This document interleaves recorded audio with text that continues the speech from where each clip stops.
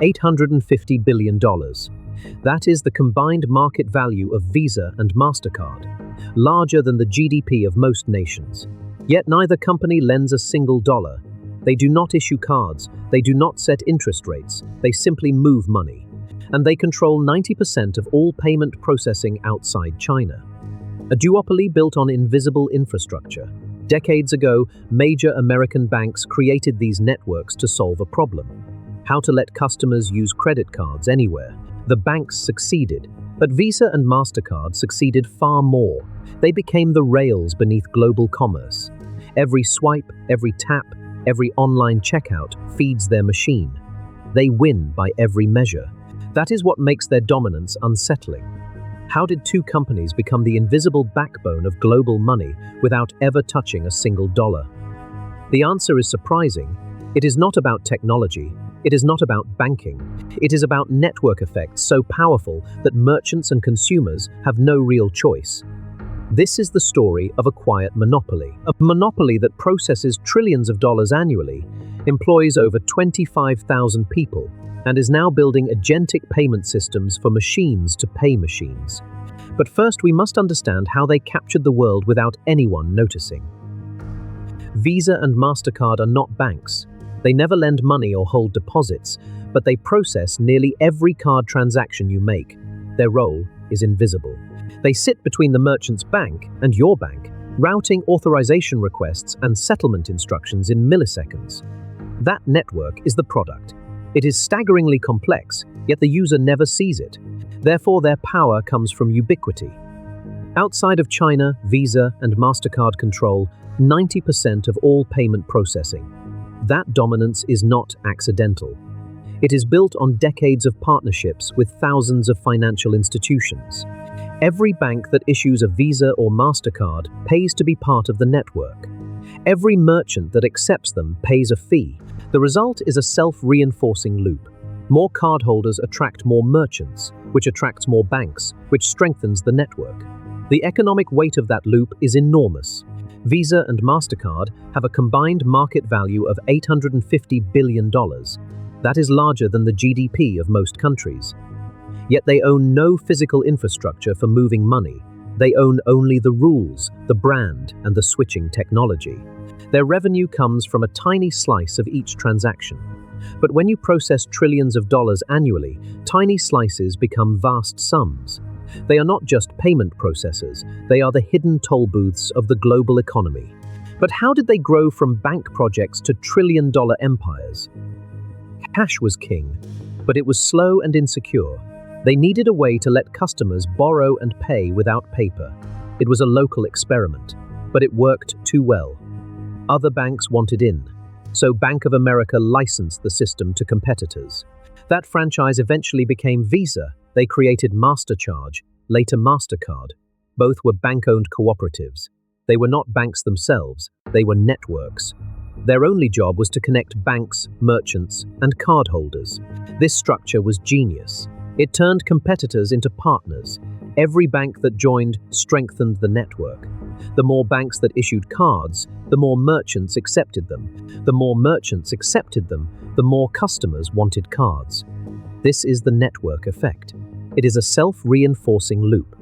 Today, their combined market value is $850 billion. That is larger than the GDP of most countries. But they still do not lend a single dollar. They simply process the transaction. Therefore, their power is invisible. They sit between every swipe, tap, and click, and they collect a tiny fee on almost every one. What makes their dominance nearly unbreakable today? Subscribe to uncover the hidden forces shaping our world. To outsiders, Visa and Mastercard look like banks. They are not. They are pure network operators, the invisible rails that connect card issuers, merchants, and acquirers. This structure is their moat. Network effects create a self-reinforcing lock. Every new merchant that accepts Visa makes the card more valuable to consumers. Every new card holder makes the network more essential to merchants. This two-sided flywheel is staggeringly difficult to replicate.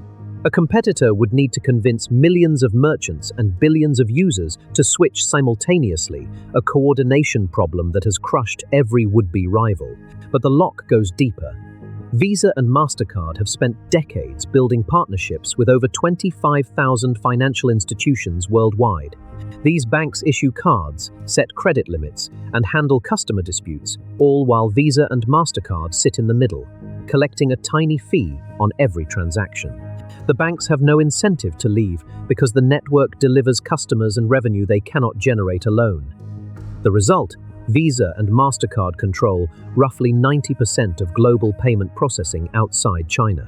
Their combined market value is about $850 billion, larger than the GDP of most countries. New entrants cannot match this scale. Even tech giants like Apple and Google ultimately rely on Visa or Mastercard rails for their digital wallets.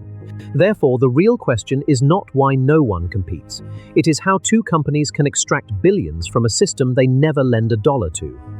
How do they make money without being banks? Every swipe, tap, or click generates a fee. Visa and Mastercard collect it without ever lending a dollar. They are not banks. They are network processors. Their business model is pure intermediation. When a customer pays with a card, the merchant's bank pays an interchange fee to the cardholder's bank. Visa and Mastercard take a small cut of that fee. They also charge assessment fees on every transaction. These fractions of a percent add up. That figure is growing faster than traditional banks' income. The reason is simple. They do not carry credit risk. Banks worry about defaults. Visa and Mastercard only move data. Therefore, their margins are enormous. Network effects lock in their dominance. More merchants accepting cards means more consumers use them. More consumers using cards forces more merchants to accept them.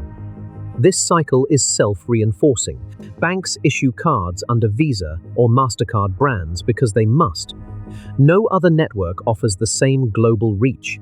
Therefore, every new transaction strengthens the duopoly.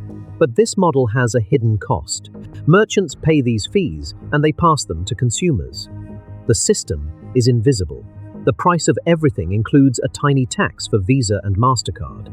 Their revenue grows with the global economy, but they take no risk. What happens when 90% of the world's payments flow through just two companies? A 90% monopoly means Visa and Mastercard do not merely process payments. They define the rules of the global financial game. Every merchant that accepts cards must comply with their network standards, fee structures, and dispute protocols. There is no alternative at scale. Therefore, merchants absorb costs that get passed to consumers, but consumers rarely see the line item. The duopoly's power is invisible, embedded in the price of every good. But control extends beyond pricing. Visa and Mastercard decide which innovations reach the market. New payment methods, whether from fintech startups or tech giants, must integrate with their rails or build from scratch. That barrier is nearly insurmountable. Therefore, the duopoly dictates the pace of financial evolution. They are not banks, yet they shape banking's future.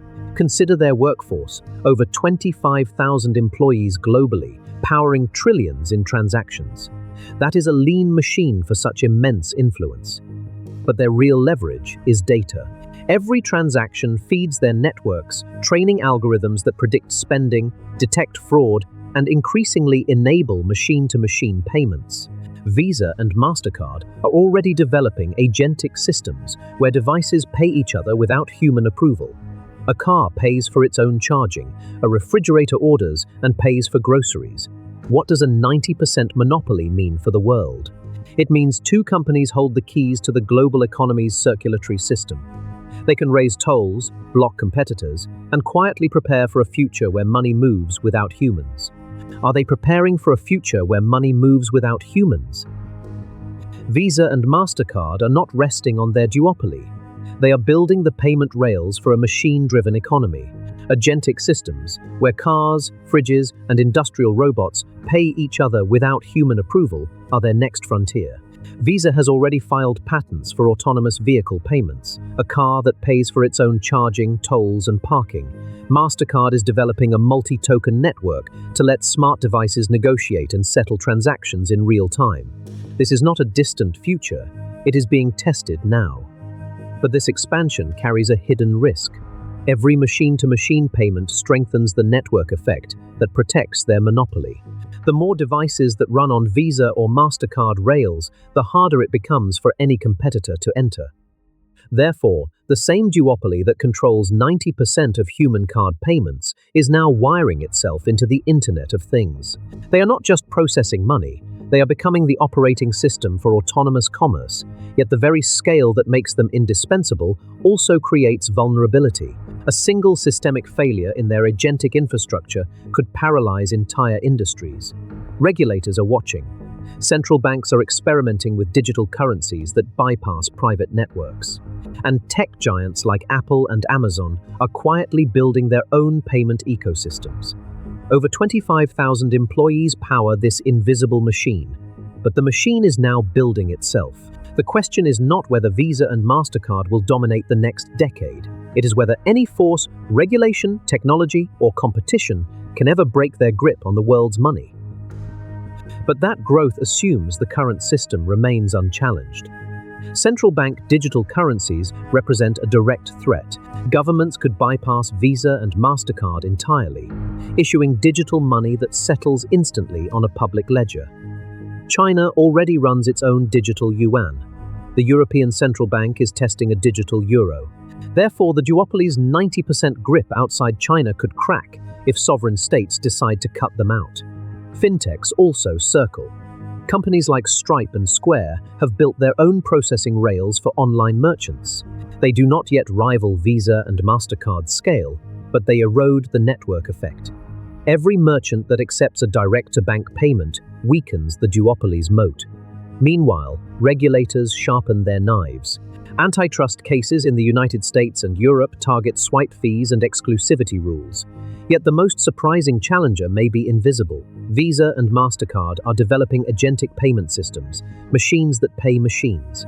If autonomous cars, smart factories, and AI agents transact without human approval, the duopoly could become the default infrastructure for a trillion-device economy. But that same technology could also birth a decentralized rival, a blockchain-based network that no single company controls. The answer might surprise you. The answer is simple: they never needed to. Visa and Mastercard do not lend, borrow, or hold a single dollar. They own the rails. Every swipe, tap, or click travels through their network. They take a tiny cut of every transaction. Multiply that by trillions of dollars annually. The result is staggering.